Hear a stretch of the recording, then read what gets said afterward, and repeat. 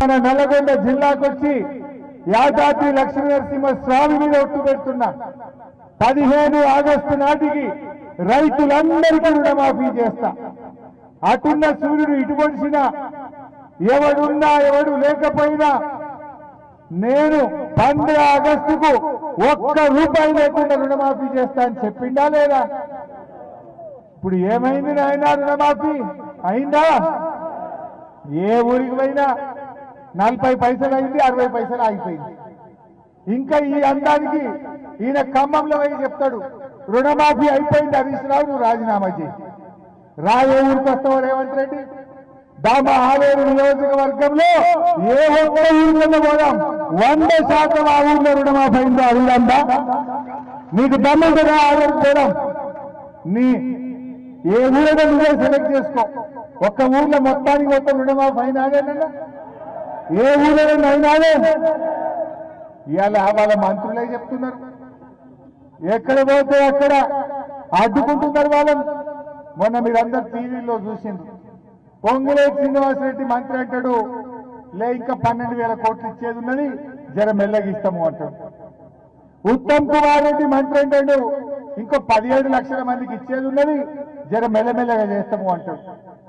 నిన్న వ్యవసాయ మంత్రి తుమ్మల గారు ప్రెస్ మీట్ పెట్టిండు, 42 లక్షల మందికి చెయ్యాలి కానీ 22 లక్షలకే చేసినాం, అందులో 2 లక్షల మంది వాపసు వచ్చినాయి అంటే 20 లక్షలకు ముట్టినాయి, ఇంక 22 లక్షల మందికి చెయ్యలేదు, మెల్లగా చేస్తాము అని తుమ్మల గారు చెప్తాడు. ముఖ్యమంత్రి ఏమో అయిపోయిందంటాడు. ఇక ఉప ముఖ్యమంత్రి అంటాడు మేము వేసినాం కానీ బ్యాంక్ వాళ్ళు ఇస్తలేరు అంటాడు. 7,500 పోయినాయి ఇంక ఇస్తలేరు బ్యాంక్ వాళ్ళు అంటాడు. ఇలా ఎవరిని నమ్మాలి? ముఖ్యమంత్రి దో మాట, ఉప ముఖ్యమంత్రి దో మాట, మంత్రులది తలో మాట. ఒక్కరికొక్కరికి శుద్ధి లేదు. అబద్ధాలు చెప్పి గోల్మాల్ చేసి రైతుల్ని మోసం చేస్తామనుకున్నారు. ఊకుంటుంది ఆ బీఆర్ఎస్ పార్టీ? తప్పకుండా పోరాటం. అసెంబ్లీలో కొట్లాడినాం, ఇవాళ ప్రజాక్షేత్రంలో తెలంగాణ మొత్తం రైతుల పక్షాన మనం కొట్లాడుతున్నాం. ఏ ఒక్కటి కూడా రైతులకు ఇచ్చిన హామీ అమలు చేయలేదు. కేసీఆర్ గారు రైతులు నిజంగా రాజు చేయాలనుకున్నాడు. ఓట్ల కోసం చెప్పలే, ఎలక్షన్లలో మాట ఇవ్వలే, అయినా రైతు బంధు ఇచ్చిందా లేదా? మనం ఏమైనా ఎలక్షన్ల ముందు రైతు బంధు ఇస్తామని చెప్పినామా? ఓట్ల కోసం మాట ఇచ్చినామా? ఓట్ల కోసం చెప్పకపోయినా 11 విడతల్లో 72,000 కోట్ల రూపాయలు రైతు బంధు ఇచ్చిండు కేసీఆర్. దాదాపు రైతు బీమా కింద 6,500 కోట్లు ఖర్చు పెట్టి 1,00,000 రైతు కుటుంబాలను కాపాడిండు మన కేసీఆర్. వ్యవసాయం అనేది జీవన విధానం, ఆ వ్యవసాయం బాగుండాలి అని కేసీఆర్ ఆలోచన చేసింది. రైతు బాగుంటే రాజ్యం బాగుంటుంది. అందరికి వ్యవసాయ కూలీలకు పని దొరుకుతుంది, ట్రాక్టర్ డ్రైవర్లకు పని దొరుకుతుంది, వరి కోత మిషన్లకు పని దొరుకుతుంది, రైస్ మిల్లుల్లో పనిచేసే అమాలీలకు పని దొరుకుతుంది, రైతుకు చేతి నిండా పని ఉంటుంది, 4 రూపాయలు ఉంటాయని వ్యవసాయాన్ని కేసీఆర్ బలోపేతం చేసింది. మీ అందరికి తెలుసు, ఇవాళ కేసీఆర్ రాకముందు దొంగరాత్రి కరెంట్ వస్తుండే బాయిల కాడ, అంతగొట్టే 3-4 గంటల కరెంట్ రాకపోవు, కాలిపోయే మోటార్లు, పేలిపోయే ట్రాన్స్ఫార్మర్లు ఆనాటి కాంగ్రెస్ గవర్నమెంట్. బోర్లలో నీళ్లు ఉండకపోవు, యాసంగి పంట అయితే ఉండకనే పోవు, పచ్చో పెసర్లో మక్కో జొన్న వేస్తే ఆ దేవుని పంట వండినట్టు పండపోతే పండనట్టు. అది ఆనాటి కాంగ్రెస్ పాలన. అంటే ఇవాళ కేసీఆర్ గారు వచ్చినాక మీకు తెలుసు, రాష్ట్రంలో పెద్ద ఎత్తున మిషన్ కాకతీయ ప్రోగ్రాం పెట్టి చెరువులన్నీ బాగు చేయించి, పెద్ద ఎత్తున వాగుల మీద చెక్ డ్యాములు కట్టించిండు మన కేసీఆర్, ప్రాజెక్టులు కట్టించిండు కేసీఆర్, రైతుకు 24 గంటల నాణ్యమైన కరెంట్ ఇచ్చిండు కేసీఆర్, రైతులకు సకాలంలో విత్తనాలు ఇచ్చిండు కేసీఆర్, ఒక్క గింజ లేకుండా పంట కొన్నాడు కేసీఆర్, రైతు బంధు పథకం తెచ్చి పంటకు పెట్టుబడి సాయం చేసిండు కేసీఆర్, రైతు బీమా తెచ్చిండు కేసీఆర్. ఇలా కాంగ్రెస్ వచ్చింది, ఏమన్నారు? అర్రాజ్ పాట లెక్క వాడింది. ఎలక్షన్లలో గెలవాలని అర్రాజ్ పాట వాడిండు. కేసీఆర్ 1,00,000 మాఫీ చేసిండు, మేము 2 లక్షలు చేస్తామన్నారు. కేసీఆర్ 5,000 రైతు బంధు ఇచ్చిండు, మేము 7,500 ఇస్తాము అన్నారు. ఇవాళ పంటలకు బోనస్ అన్నారు, కానీ ఇవాళ ఏమైంది? బోనస్ మన దగ్గర సన్నరకం వడ్డు అంతా ఎవరైనా పెట్టుకుంటే 10 ఇంటి మందం తిండి గింజలకు పెట్టుకుంటారు. ఇంటి మందం పెట్టుకుంటాం. సన్నాలకు బోనస్ అంటే ఎగబెట్టుడు కాకపోతే ఇది ఇచ్చినట్ట అంటే వడ్లకు బోనస్ అని ఎగనామం పెట్టిండు రేవంత్ రెడ్డి. రుణమాఫీ అన్నాడు. ఆర్టీసీ కార్మికులు, సింగరేణి బొగ్గుబాయిలో పనిచేసే కార్మికులు, చిన్న ఉద్యోగులు, 4th క్లాస్ ఎంప్లాయీస్ కూడా ఎగబెట్టిండు. పోనీ రైతులకు అందించిందా? పిల్లల చదువుల కోసం ఎవరైనా ఇన్కమ్ ట్యాక్స్ కడితే, రైతు ఎవరన్నా ఇల్లుకు లోన్ తెచ్చుకుంటే వాళ్ళకు కూడా ఎగ్గొట్టే కార్యక్రమం పెట్టిండు. రేషన్ కార్డు నిబంధన పెట్టిండు. చెప్పుడేమో రేషన్ కార్డు లేదంటాడు. మీరు వ్యవసాయ శాఖ అధికారుల దగ్గర పోతే ఏమంటుండు? మీ ఇంట్లో ఒకరికి అయింది, రేషన్ కార్డు ఇంకా నిర్ధారించవలసి ఉన్నది అని ఎగబెట్టిండా లేదా? ఇవాళ ఏ వాళ్ళు అడుగుంటూ ఊళ్ళే ఇంట్లో తండ్రి 2 కొడుకులుంటే ఒకరికి అయింది, 2కి ఎగబెట్టింది. ఇంట్లో ఎవరికైనా చిన్నోనికి ఇంత కానిస్టేబుల్ నౌకరు వస్తే తండ్రికి ఎగబెట్టిండు. కొంతమందికి అయితే 3 ఉంటే 3 పొత్తులు ఎవరికి కాలే లోన్ లేవరు. అంతా మోసం. ఆశా వర్కర్లకు ఎగబెట్టిండు, అంగన్వాడీలకు ఎగబెట్టిండు, అందరినీ కూడా మోసం చేసే కార్యక్రమం. అంటే వాళ్ళే చెప్తున్నారు 42 లక్షల్లో 20 లక్షలకు చేసిందట, ఇంకా 22 లక్షల మందికి చేయలేదట. మరి అయిపోయింది అనొచ్చా? అంటే ఈ రకంగా రైతుల్ని మోసం చేస్తున్నారు. కేసీఆర్ వ్యవసాయాన్ని బలోపేతం చేసింది, రైతులు రాజ్యాలను చూసిండు, కానీ ఇలా వీళ్ళు పట్టించుకుంటలేదు. పోయినసారి కొండపోచమ్మ సాగర్కి వెళ్ళి నీళ్ళు వదిలి చెరువులన్నీ నింపినాం. మరి ఈసారి ఇంకా వస్తలేవు.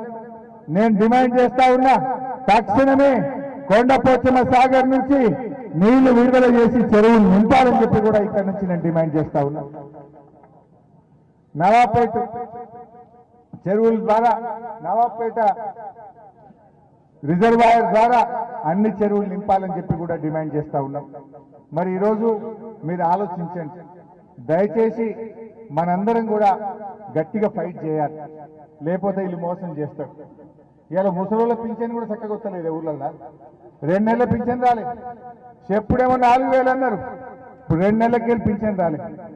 ఈ గవర్నమెంట్ వచ్చిన తర్వాత మొత్తం 9 నెలల్లో 7 నెలలకు ఇచ్చిండ్రు, 2 నెలలు పింఛన్ ఎగబెట్టిండ్రు.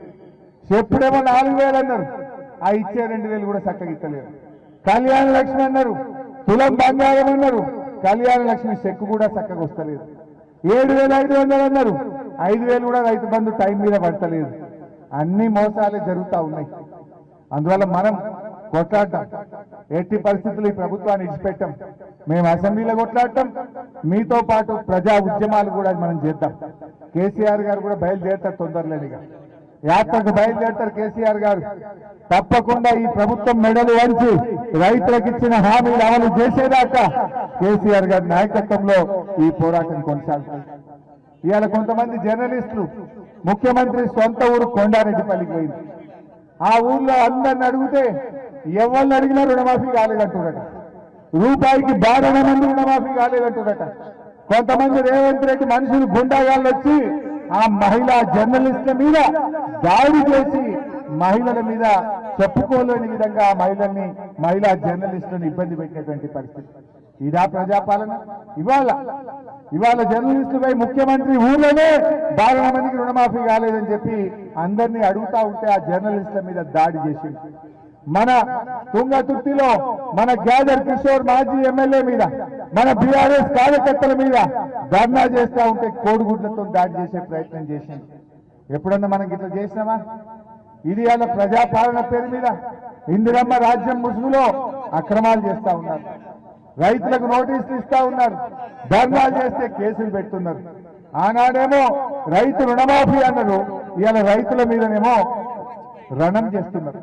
రైతుల మీద అక్రమ కేసులు పెడుతున్నారు, రైతుల్ని ఇబ్బంది పెట్టేటువంటి ప్రయత్నం చేస్తున్నారు. నేను మీ అందరినీ కూడా కోరేది ఒక్కటి, ఎట్టి పరిస్థితుల్లో బీఆర్ఎస్ కార్యకర్తలు రైతులు రుణమాఫీ అయ్యేదాకా పిడికిలు బిగించే ఉండాలి. మీ ఊళ్ళో ఎంతమందికి కాలేదో వివరాలు సేకరించి సునీతమ్మ గారికి, భిక్షమయ్య గారికి అందజేయండి. తప్పకుండా మేము ప్రభుత్వం దృష్టికి తీసుకుపోతాం. ఈ ప్రభుత్వం మెడలు వంచుతాం. రుణమాఫీ అయ్యేదాకా మేము వీళ్ళని వదిలిపెట్టే ప్రశ్నే లేదు. మీరు ఇలా ఇంకోటి కూడా గమనించండి, కొంతమందికి మాఫీ అయింది ఊర్లే, అయిన వాళ్ళకు కూడా బ్యాంకు వాళ్ళు ఏమంటుర్రే, మిత్తి కట్టుర్రే అంటున్నారు. ఈయన డిసెంబర్ 9 నాటి చేస్తా అన్నాడు, మోసం చేసిండు రేవంత్ రెడ్డి. ఆగస్టులో మాఫీ చేసిండు, అది కూడా 40 పైసలు చేసిండు, 60 పైసలు ఎగబెట్టిండు. ఆ చేసిన వాళ్ళకన్నా సరిగా చేసిండు అంటే డిసెంబర్ దాకానే మిత్తి కట్టిండు. బ్యాంక్ వాడు అంటుండు డిసెంబర్కి వెళ్ళి ఆగస్టు దాకా మిత్తి కట్టంటుండు రైతులు. ప్రతి రైతు 10,000, 20,000, 15,000 మిత్తి కట్టనే ఆ పాక్షిక మాఫీ అయింది. చెప్పింది 42 లక్షల మందికి, చేసింది 20 లక్షలకు. చేసిన 20 లక్షల మందికి కూడా పూర్తిగా చేయలేదు. రైతుల దగ్గర ఇవాళ బ్యాంక్ వాళ్ళు మిత్తి వసూలు చేసేటువంటి పరిస్థితి వచ్చింది. అంటే మొత్తంగా కూడా దగా చేసింది రేవంత్ రెడ్డి ప్రభుత్వం, మోసం చేసింది రేవంత్ రెడ్డి ప్రభుత్వం.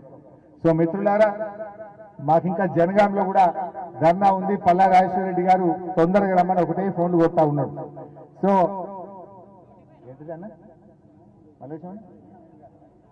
సో నేను మీ అందరినీ కూడా కోరేది ఏంటంటే ఈ పోరాటం కొనసాగించండి. గ్రామాల్లో చాటింపు చేయండి. ఊరు ఊరికిలో ఇంటింటికి వెళ్ళి ఎవరికి రుణమాఫీ అయింది, ఎవరికి కాలేదో వివరాలు సేకరించండి. కానోళ్ల లిస్టు సునీతమ్మకి ఇవ్వండి. సునీతమ్మ మాకు ఇస్తే మేము చీఫ్ సెక్రటరీకి ఇచ్చి హైదరాబాద్ లో పోరాటం చేసి ప్రతి రైతుకు రుణమాఫీ అయ్యేదాకా బీఆర్ఎస్ పార్టీ మీకు అండగా ఉంటుందని చెప్పి మనవి చేస్తుంది.